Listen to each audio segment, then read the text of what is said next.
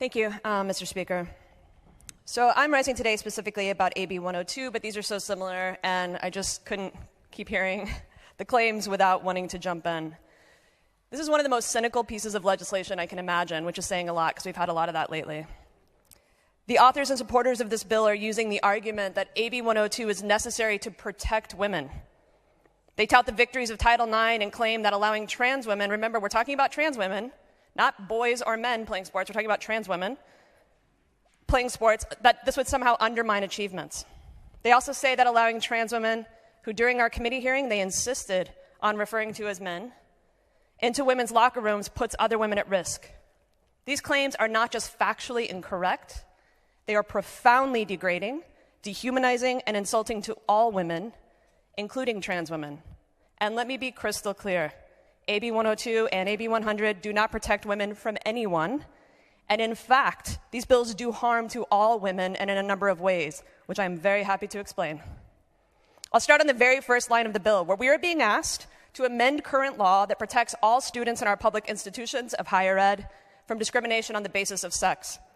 We are actually being asked to carve out an exception to anti-discrimination law. We would be, for the first time in the modern civil rights era, legally codifying discrimination against a class of people. In the late 20th century and into the 21st, we saw an expansion of rights. But now, Republicans at the state and federal levels are working hard to retrench rights.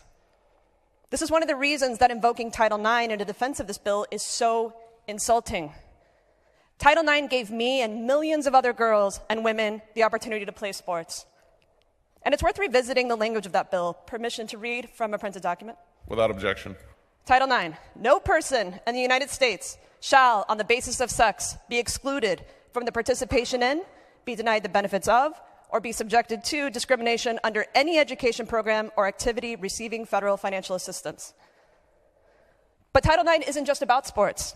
It's also what has changed the culture of higher ed, away from one where sexual and gender-based harassment was normal, to one where those behaviors are explicitly called out and sanctioned. And I'm old enough to be among the generations, unfortunately I think all women are, to be among the generations of people who have memories of those sleazy professors whose eyes lingered too long, who made horrible comments, who put women in impossible situations, or campus cultures where frat houses were known to be sites of widespread sexual assault with little recourse for survivors. Title IX has made a meaningful difference on college campuses. But here, Title IX is being used as part of an attack against trans women that does nothing at all to materially improve the lives of women. Instead, it degrades the power of anti-discrimination laws. And make no mistake, whenever we water down constitutional and legal protections, we are creating conditions for wider abuses. This is why my party is so often focused on defending the legal rights of the marginalized and protecting things like presumption of innocence. Not only is an assault on any group of people wrong in and of itself, but when we weaken the power of legal frameworks, we undermine that which protects all of our freedoms. Secondly, this isn't just about sports. This bill also says that it would be illegal for trans women to use locker rooms in 102, specifically on UW or tech college campuses that align with their gender. The language that was used to justify this provision in committee was profoundly dehumanizing, and I won't repeat it here. Instead, I will just ask us to consider questions of enforcement. Are signs going to be posted outside of locker rooms that say no trans women allowed? Given the optics, the last time we had signs like that, didn't look too good, so I assume not. Are we going to have people posted at entrances to ensure that only the right people enter? That's also prohibitively expensive, I assume. And so, I'm assuming we'll rely on a hostile climate to do the work of policing locker rooms. Maybe we'll encourage people to notify authorities if someone in a locker room doesn't align with narrowly defined ideas of what a woman should look like. And remember, this is a moral panic about protecting sports. Spaces where women have long taken pleasure in building up their physiques and being strong, which is often critical in competitive athletics. Under this climate, any body that challenges strict definitions of what a woman is supposed to look like will be subject to scrutiny. How is someone supposed to prove that she's a woman? The bill's author said it would be easy. She would just show her original birth certificate. Really? This is now the second bill this week that would require people to carry documents to avoid harassment and discrimination. One of the reasons we so often celebrate Title IX is because sports have allowed women to defy narrow definitions of acceptable femininity. We can be strong, we can be aggressive, we can be tough, we can be leaders. No woman is benefited by narrowing the definition of what counts as being a real woman, and especially not so as part of a larger regime of policing trans women's bodies. Finally, the bills being considered today would be the first time in state law where we would be defining sex and by implication gender as something that is biologically determined at birth by a physician. Not only does this definition fly in the face of all that we know culturally, scientifically, and medically about the complexity of sex and gender, it is very hard not to see this as the first step in a larger effort by the right to legally erase trans people. And I want to acknowledge that there is something that we've heard in comments underlying this issue that seems to confuse some.